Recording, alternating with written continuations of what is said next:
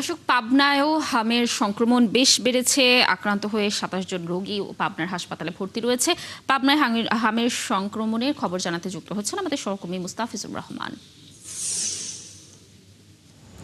মুস্তাফিজ, পাবনার হাসপাতালে হামে আক্রান্ত রোগীদের চাপ এখন কেমন দেখছেন, আর রোগীরা ঠিকঠাক চিকিৎসা পাচ্ছেন কিনা, চিকিৎসকরা কি ধরনের পরামর্শ দিচ্ছেন, জানাবেন বিস্তারিত।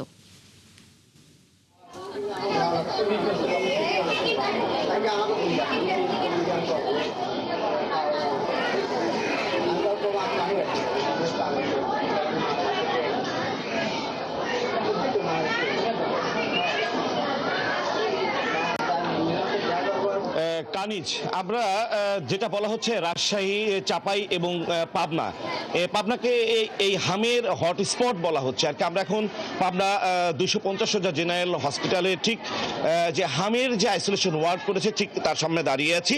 এই ওয়ার্ডটি একদমই সংকীর্ণ যেটা বলা যায়। এই একই ওয়ার্ডের ভেতরে আমরা প্রায় 25 জন শিশু এবং তাদের অভিভাবক মিলে এই একটি কক্ষের ভেতরে, যেটা বারান্দায়, যেটা করিডোরের ভেতরে, যেটা কাঁচ দিয়ে ঘিরে করা হয়েছে, এবং এর পাশেই ঠিক এই 38 শয্যার এই শিশু ওয়ার্ডে যেটা হয়েছে যে আমি গতকালকে এবং আজকে যেটা প্রায় 160 জনের উপরে শিশু কিন্তু এই একটা ওয়ার্ডে নানা রোগে আক্রান্ত হয়ে ভর্তি হয়েছেন। যারা অভিভাবক এবং যারা রয়েছেন তারা কিন্তু অভিযোগ করে বলছেন যে এই যে